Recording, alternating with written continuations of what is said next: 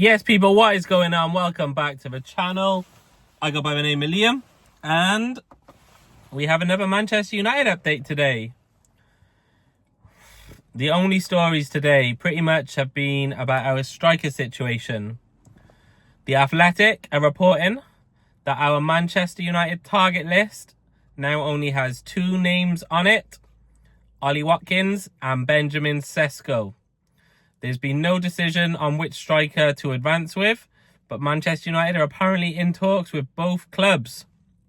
The good news of this, Nicholas Jackson is officially out of the running. We are down to just two. He is staying at Chelsea. We are no longer being linked to him. Perfect, good news. So when you think about it, these are definitely the best two strikers available. We've missed out on a lot of people.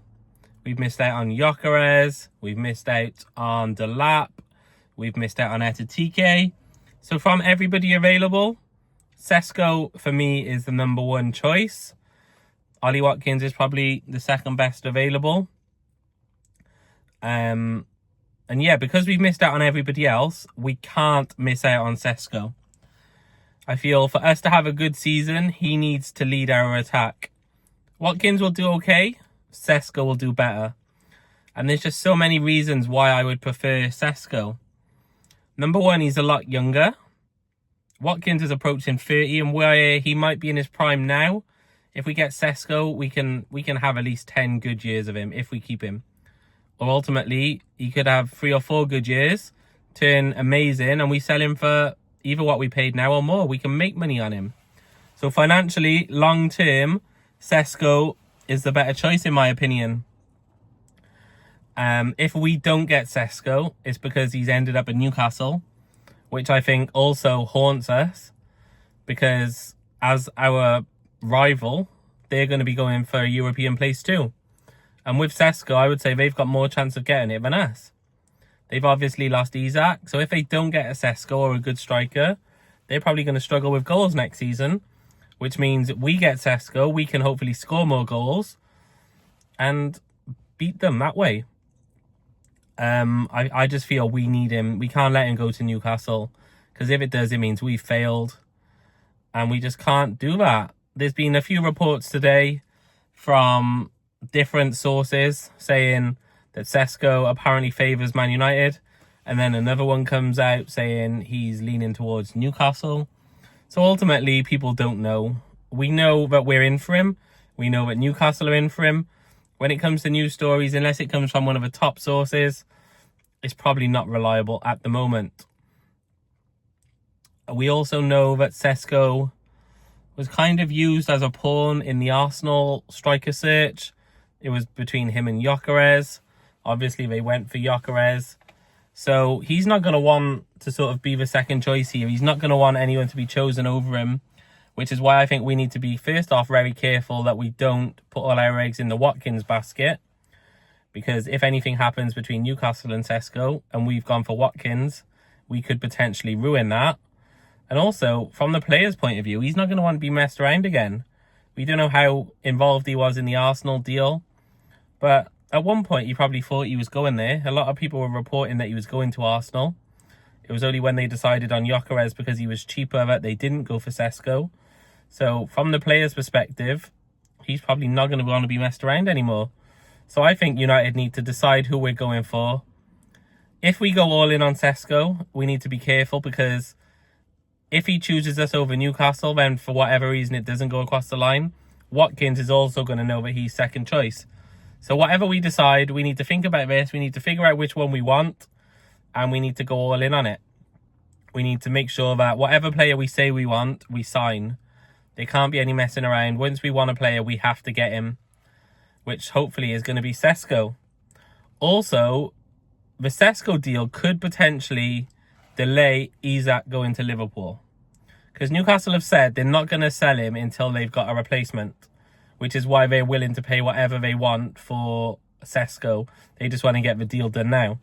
So if Sesko chooses Man United, which means Newcastle would miss out on another player, they don't have an Isak replacement, so they're not going to accept Liverpool's bid. even if it is 130 million. They're not going to accept that until they sign a replacement striker. So in terms of that deal, would that potentially hold it up?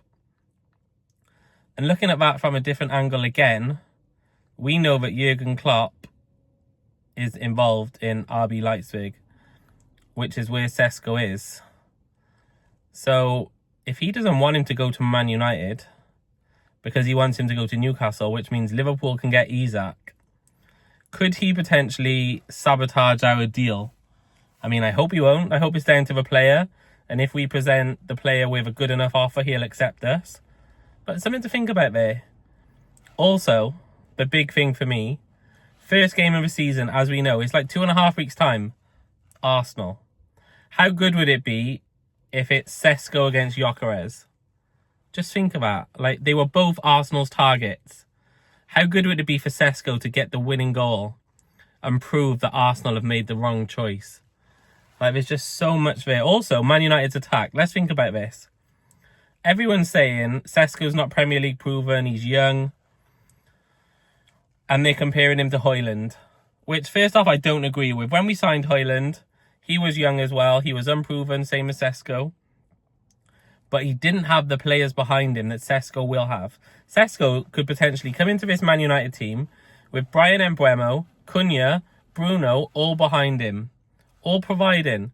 So even if he struggles to get goals, he might have a slow start. It's possible.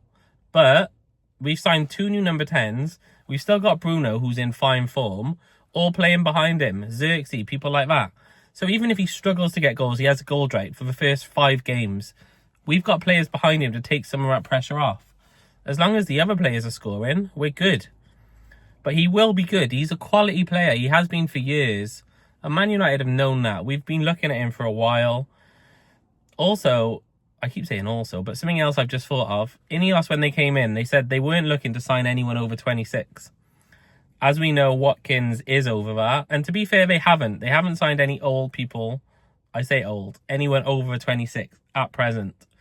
So that should rule out Watkins. And don't get me wrong, I like Watkins as a last-minute replacement. You know, last deadline day minute buzzer beater, whatever you want to call it, as a last-ditch attempt or a panic buy, I would take Watkins. But if we have a chance of getting Sesko now within the next 48 hours and we actually can do the deal, I don't see why we wouldn't do it. For me, it's Sesko. I know a lot of people think Watkins. It's also being quoted, that we can get Watkins for probably around 45 mil, whereas Sesko's going to be closer to 65. So it's 20 million difference. Would you take Watkins and a 20 million midfielder or Sesko? Or Watkins and a 20 million goalkeeper or Sesko? For me, it's still Sesko. I think if we get him, he's 22, so we can build this team around him for years. He could be the lead of our attack for years into the future. If we get Watkins, 2 years' time, we're going to be looking for another striker. And we're going to wish that we had someone like Sesko. Also, what if Sesko goes to Newcastle? What if he ends up getting 30 goals this season? Stranger things have happened. We don't want to be the team missing out on another striker. And we know we've got that pull power. We've had people choose us over Newcastle this season. Like, look at who's rejected Newcastle and who's come to Man United. We've got the pull. We just need to make sure we've got the money. But for me, no-brainer. Sesko all day. Comment below, let me know your thoughts. As always, thank you for watching. Please subscribe if you're new here. Still on track to get 2K by Christmas. I'll see you in the next one. Goodbye.